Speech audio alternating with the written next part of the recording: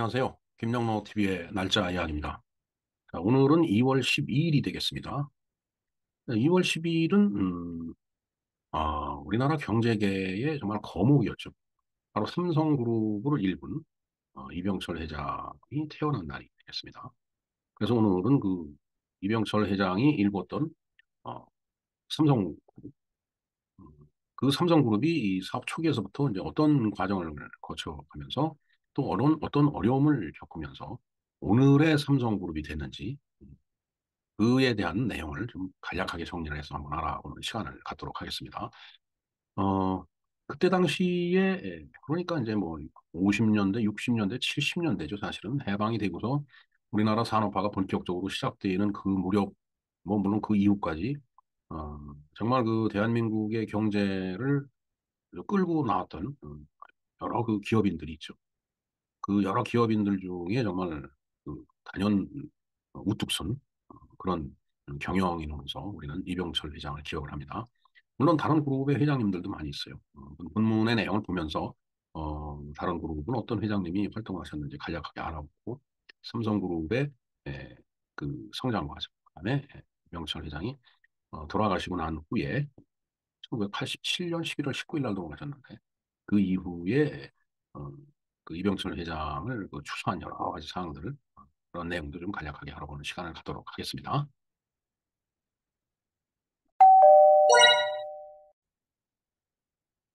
네, 이병철 회장에 대해서 한번 알아보겠습니다. 1910년 2월 12일 날, 바로 오늘 태어났네요. 1910년이면 이제 한일 합방이 되는 그 해였습니다. 물론 한일 합방보다 한 반년 전에 태어나셨네요. 그리고 1987년 11월 19일 날 유명을 달리했습니다. 삼성그룹, CJ그룹, 한솔그룹, 중앙일보를 창업한 기업인이다. 예, 참 그룹을 네 개씩 그렇게 창업을 이제 한 걸로 기록이 돼 있는데 사실 저도 작은 기업을 읽어봤지만은 작은 기업을 하기도 힘든데 소상공인이죠 말하자면은 어마어마한 그룹을 그렇게 여러 개 창업을 했다라는 것은 그 분야에 음, 소위 그 이제 장사, 비즈니스, 사업 여기에 그 어, 아주 탁월한 능력이 있는 출중한 그런 인재가 아니었나 이런 생각을 해봅니다. 자, 사업 초기는 이제 1938년에 삼성 상해를 세웠으며 이 무역업에도 종사를 했다라고 되어 있습니다. 첫째는 일제시대 되죠. 1951년 해방되고 6.25 사변 동란 중에는 삼성물산을 설립을 했네요. 그리고 6.25가 끝나는 1953년에는 제1재단과 제1모직을 설립을 했습니다. 자, 그 이후에는 이제 수출을 통해서 제조업을 확장하고 이제 삼성중공, 삼성물산, 삼성효고, 석유화학 등 삼성그룹의 이제 기반을 다하고 돼 있습니다. 그다음에 이제 그 언론에도 이제 뛰어들죠. 1964년 5월에 TBC를 설립을 했습니다. 저게 이제 동양방송이죠. 동양방송. 동아가 아니고 동양입니다. 그리고 1965년 9월에 중앙일보를 이제 창설해서 방송과 언론 양쪽에 이제 진출하게 됩니다. 중앙일보는 지금 이제 홍씨 일가로 넘어가 있죠, 지금.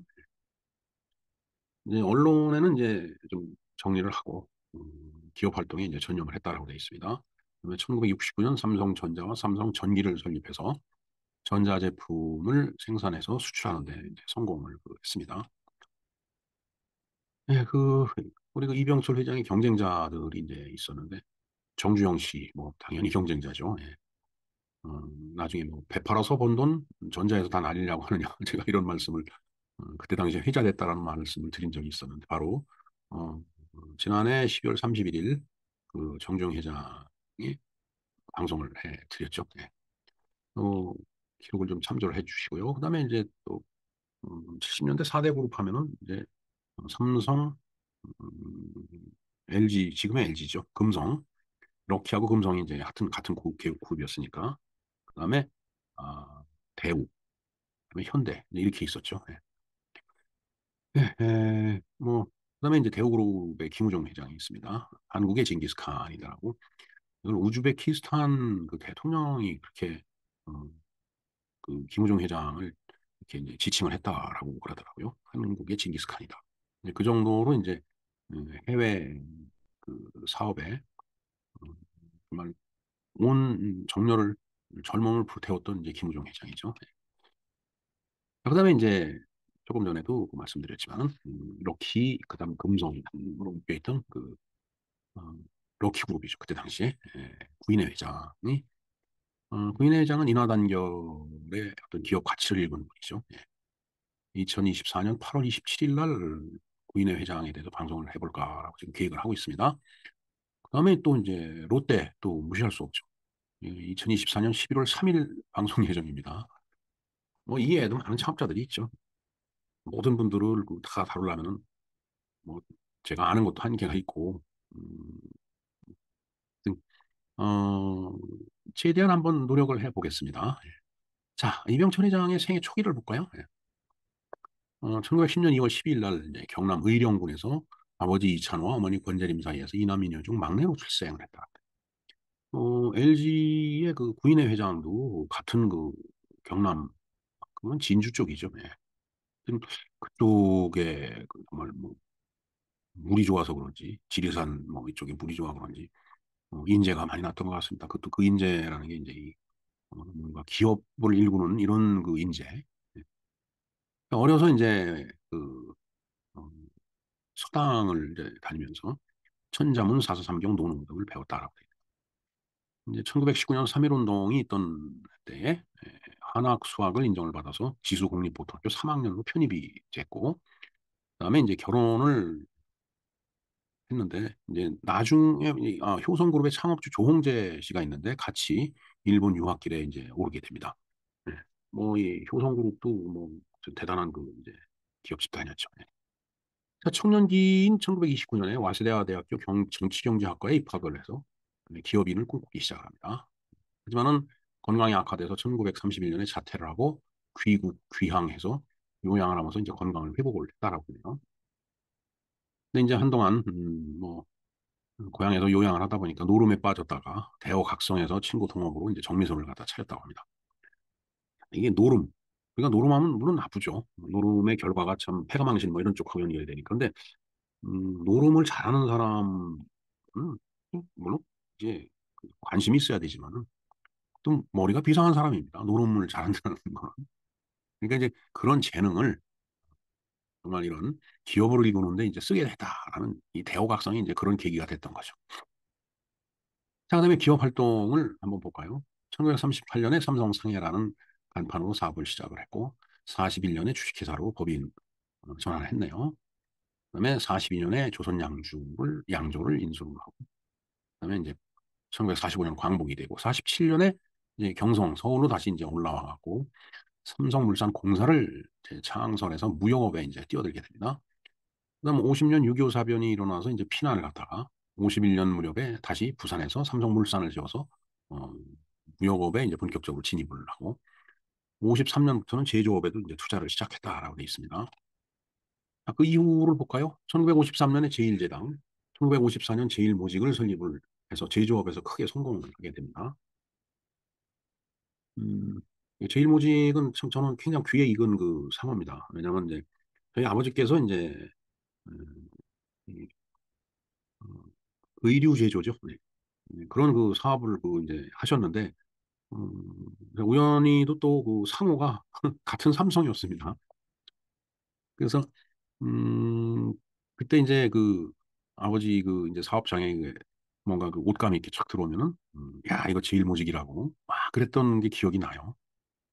그래서 그때는 뭐 제일모직이 뭔지 사실 몰랐는데 그냥 옷감인지만 알았는데 음, 그 제일모직을 바로 어, 이병철 회장이 이제 일군 거다 그런 얘기가 되겠습니다.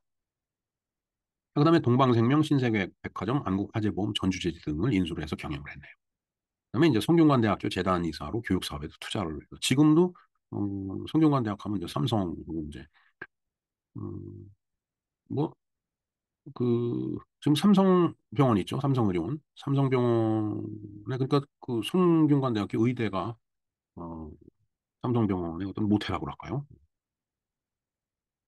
아주 옛날 얘기네요, 사실은 삼성의료원 그 세운다고 해갖고 이제 거기에 견적 제출하러 갔던 게 참 엊그제 같은데.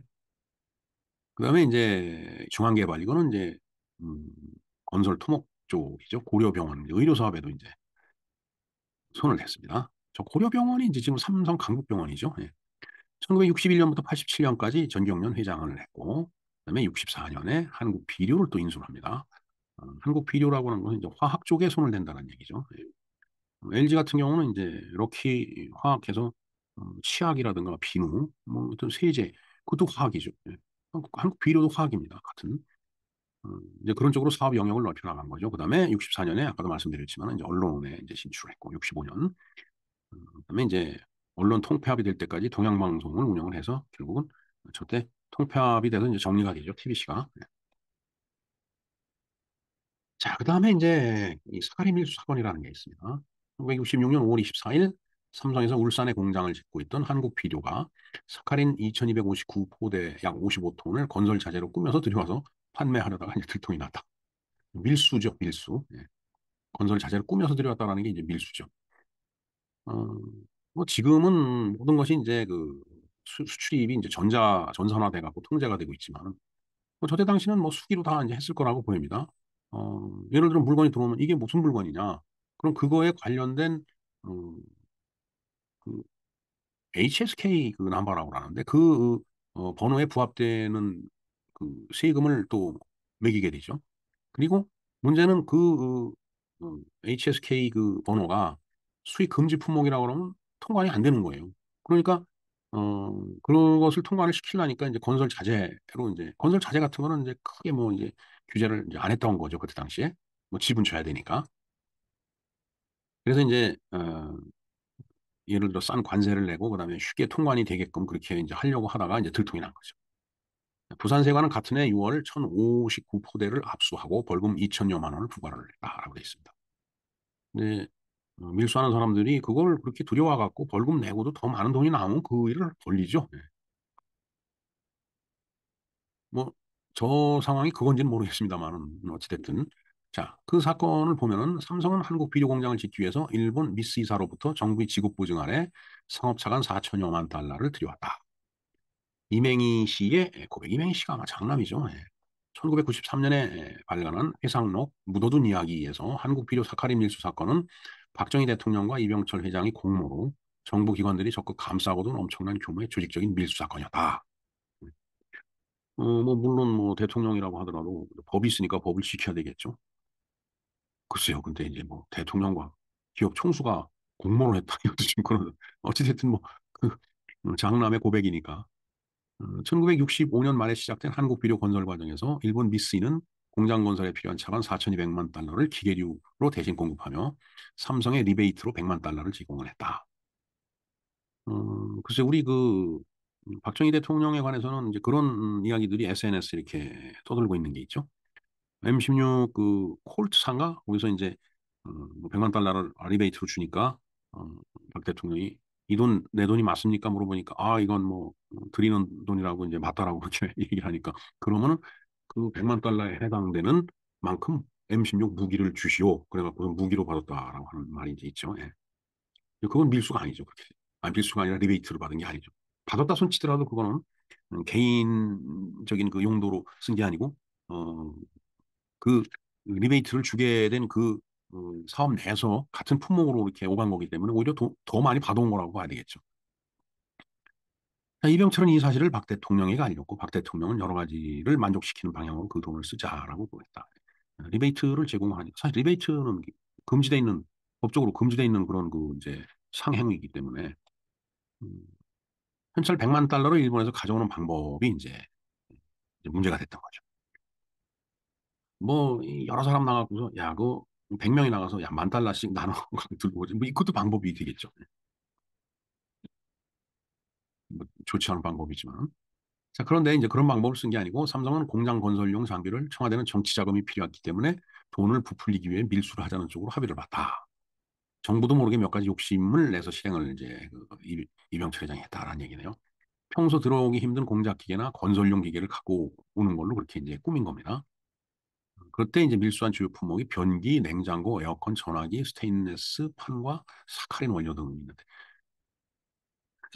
변기, 저 당시 변기라고 하는 것이 60년대니까 완전히, 어, 쇠식이라고 하는 거죠, 그야말로.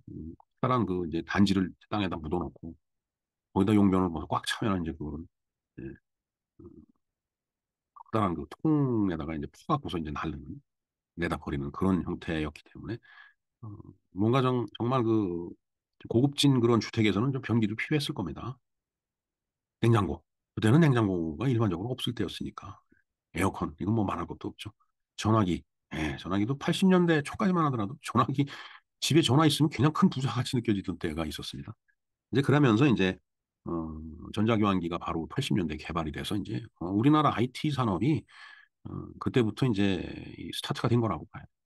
음, 그때 이제 전자교환기를 대규모 PX죠. 퍼블릭 익스체인지에서 PX 전자교환기를 개발한 것이 어, 국가 프로젝트였었죠. 그때 전두환 대통령이 그때 이제 추진했던 사항입니다. 저는 저 당시에 이제 그 PABX라고 해서 이제 사설 전자교환기를 개발하는 그 일을 담당을 했었습니다. 물론 원리는 똑같은 거지만 이제 용량의 차이가 이제 있었던 거죠. 스테인레스 판. 참 사실 뭐 쇠라는 게 바로 녹슬기 때문에 저 스테인레스 하면 스테인 그 녹이 안 쓴다는 얘기죠. 레스. 저걸 일본 말로 스탱 이렇게 불렀는데 스탱은 이제 레스를 빼고 스탱이라고 그랬으니까 그거는 이제 녹이 쓰는 그 쇠를 스탱인데 사실 녹이 슬지 않는 그 쇠를 스탱이라고 불렀어요. 이게 일본 말의 특징이죠. 길게 발음만 하고 앞부분으로 잘라버리는 거.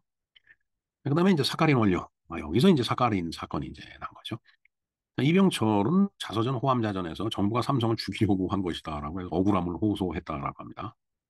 자, 뭐 이렇게 얘기는 많고, 뭐, 이명희 씨도 뭐 나름대로 그 회고록을 쓴 거겠지만은, 어, 사실관계 여부는 아직도 우리무중이다. 그러나 분명한 것은 사카린이 들어온 거는 사실이다. 그런 얘기가 되겠죠. 네. 자, 이게 우리 그 야인시대의 한 장면입니다. 이게 김두한 의원이 국회, 지금 그 태평로에 있는 서울시의회 본회의장이죠. 거기서 이제 사카린이다 하면서 이제 인분을 갖다 투척하는 똥물도 아깝다 이렇게 써 있는데 바로 그 사건이 바로 그 사건을 이제 야인 시대에서 표현한 게 바로 이 영상이 되겠습니다. 링크 걸어 놓겠습니다. 이제 이렇게 되니까 이제 경영 일선에서 이제 물러나 있다. 다시 이제 복귀를 했죠. 1966년 11월 달에 한국 비례 상무로 있던 차남 이창희가 이제 수감이 됐네요. 자, 이창희 밑에 삼남이 바로 이건희 회장입니다. 이제 삼성그룹을 이제 이병철 회장으로부터 이제 에, 그 경영권을 물려받아 갖고 이제 어마어마한 기업으로 이제 또 어, 틀바꿈을 시켜버리죠. 이건희 회장이 정말 참 대단했던 분들입니다. 1968년 2월 이병철은 다시 경영에 복귀를 했다. 69년에 삼성전자와 삼성전기를 설립했다. 이제 앞에서 간략하게 말씀드렸던 내용입니다. 그다음에 72년 7월에 제일합성을 설립을 했다. 74년에 삼성석유화학, 삼성중공업을 설립해서 중화공업에도 진출했다. 저 때는 이제 정부에서 중화공업을 육성하자 해갖고서 뭐 삼성, 현대 다 중공업 있었죠. 대우도 중공업이 있었죠. 그리고 이제 삼성하면 또 특징적인 게 바로 그 용인 자연농원입니다. 삼성정밀 저것이 이제 아마 군 장비 쪽 관련됐던 것 같고요. 용인 자연농원은 이제 레이저 산업이죠. 참 74년, 70년대 그 중후반인데 음, 저 때는 정말 그야말로 국민소득이 많이 낮아갖고서 이 레이저 이런 건 꿈을 못 꿀 텐데 언젠가는 우리 대한민국이 그런 나라가 된다라고 내다보고서 저 레이저 사업에 투자를 한 거예요. 그게 지금 용인의 그 어, 에버랜드인가요? 그거죠. 정말 그 뭐 디즈니랜드 못지않은 그런 그 의락시설이 돼 있는 것도 사실입니다. 제가 그 젊은 시절에 이제 고향에 가려고 차를 운전하면서 가면 꼭그 영동고속도로 그 마성인가? 거기서부터 길이 막혀요. 이게 전부 자연농원 들어가는 차 때문에 이제 그랬습니다. 그런 세상이 됐죠, 사실은. 정말 우리나라의 그 1세대 기업인들을 보면 정말 앞을 내다보는 분들이 많았어요. 정주영, 김우중, 이병철, 구인회, 뭐 다 마찬가지죠. 예, 뭐 롯데, 신격호도 마찬가지고요. 자, 그리고 1977년 5월 달에 삼성전자와 삼성전기를 합병해서 삼성전자로 단일화를 했네요. 그다음에 제일합성은 1982년부터 세안그룹을 차려 분과한 차남창희에게 넘겼다. 84년 8월 상호를 삼성전자 주식회사로 전환했는데 어찌됐든 이 주력 그룹이었던 삼성은 어, 삼성전자죠.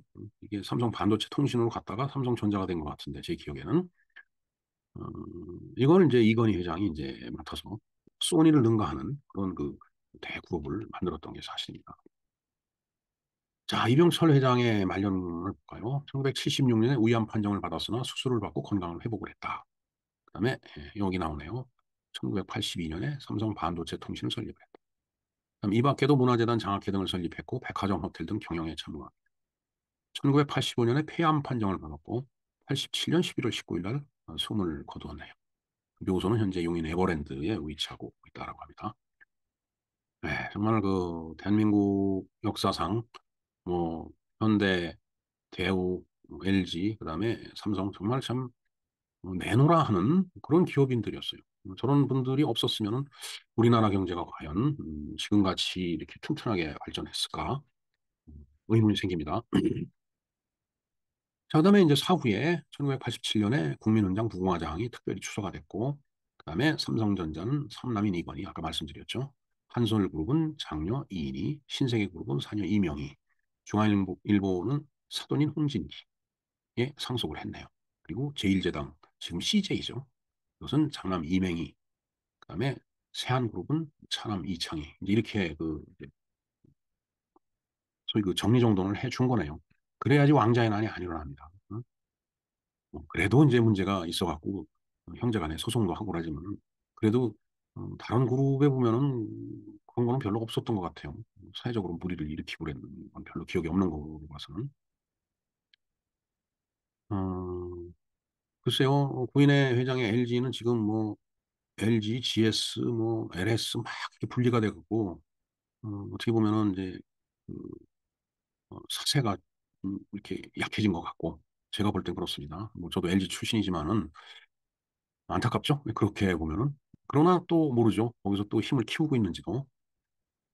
음, 그다음에 이제 대우는 뭐 이제 결국은 지난번에도 말씀드렸지만 안타깝게 이제 그룹이 해체가 됐고요. 삼성은 뭐 지금 이재용 회장이 이제 잘 끌고 나가고 있죠. 뭐 나머지 다 분리돼 갖고. 그다음에 이제 현대는 이제 뭐 그것도 음, 정몽원 회장은 이제 음, 유명을 달리했고 정몽구 회장이 이제 자동차, 그다음에 정세영 씨가 현대산업개발인가? 그리고 이제 음, 정몽준 씨가 현대중공업인가요? 하여튼 그렇게 이제 다 이제 이 분리가 돼 갖고서 이제 나름대로 그 후대 사람들이 지금 경영을 하고 있죠. 1995년 제2회 한국경영사학회 창업대상이 추서가 됐고 일본으로부터 1등 이훈 1등 1등서 보장이 추서가 됐네요. 네, 저거는 그 일본 쪽의 어떤 그 상훈이기 때문에 정확한 내용은 모르겠습니다. 그다음에 1999년 12월에는 매일경제와 전경련이 주관하는 20세기 한국을 빛낸 30대 기업인의 한 사람으로도 선정이 됐다고 되어 있습니다. 삼성을 뭐 쭉 아까 말씀드린 걸 다시 한번 정리를 해 놓은 겁니다. 1938년에 대구에서 삼성 상해로부터 설립이 돼갖고 음, 지금까지 이렇게 이어져 내려오고 있는 거죠. 자, 그다음에 명예박사학위를 두 건 가지고 계시네요. 와세다대학교 정치학 명예박사. 그다음에 82년에 보스턴 대학교 경영학 명예박사를 소지하고 있습니다. 저서는 우리가 잘 사는 길, 호암자전. 호암이 이제 교수, 아니, 호가 되겠습니다. 그래서 호암이라는 명칭이 이제 여러 들어가죠. 호암 교수회관이 있습니다. 서울대학교. 그 낙성대 쪽으로 이렇게 가다 보면은 그 호암 교수회관을 이제 갈 수가 있죠. 그다음에 성균관대학교 호암관이 있고, 그다음에 중앙일보에 호암 아트홀이 있고, 그다음에 에버랜드 안에 호암 미술관이 있다라고 하네요. 음, 관련서적, 뭐 호암 자전, 그다음에 그룹 비서실에서 나온 삼성 50년사, 김병아 씨, 황명수 씨, 홍화상 김용철 사람은 뭔가 저기 한 사람 아닌가요? 네. 동명이인지 잘 모르겠습니다만. 그다음에 야지막인지 이병철의 기억과 정신. 일본 사람이 쓴 모양입니다. 썬데이 저널. 그다음에 이명희. 이명희는 하고 싶은 이야기. 이명희는 묻어둔 이야기. 측동효는 이제 내 가슴을 다시 뛰게 할 잊혀진 질문. 이렇게 되어 있습니다. 네. 네, 정말 이병철 회장의 일대기를 봐도 정말 숨가쁘게 뛰어온 그런 삶이 되겠네요. 정말 땀방울이 송송이 맺혀서 흘러내리는 그런 삶을 정말 대한민국의 기업사의 한 단면을 지금 장식도 하고 있지만 정말 어, 대한민국 산업 발전에 크게 기여한 분으로 우리는 길이길이 기억을 해야 될 것으로 생각을 합니다. 네, 이상 한국 경제계의 거목 중에 하나였죠. 삼성의 이병철 회장에 대해서 알아보았습니다. 김영란 TV의 날짜 이야기였습니다. 감사합니다.